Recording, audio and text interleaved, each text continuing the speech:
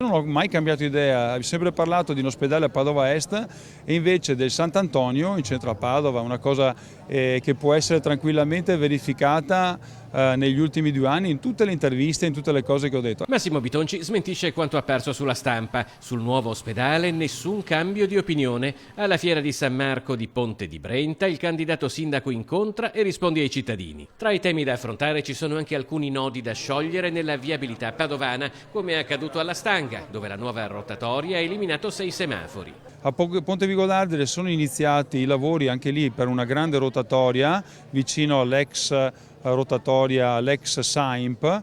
È stato abbattuto ovviamente in collaborazione con i privati, è stato abbattuto e fabbricato gli ex idotermici e là intorno verrà realizzato un senso unico rotatorio che risolverà almeno a sud il problema. Sui problemi a nord invece, dice Bitonci, è già pronto da mesi un progetto che andrà però rivisto confrontandosi coi cittadini. Anche a Bassanello dovremo trovare una soluzione, io penso che anche lì eliminare i semafori e fare un sistema rotatorio sia la soluzione migliore. E poi c'è l'Arcodigiano che per fortuna il progetto, nonostante non ci sia più l'amministrazione Bitonci, però il progetto va avanti, un progetto molto importante e che dà il via libera anche alla realizzazione del nuovo polo ospedaliero di Padova Est.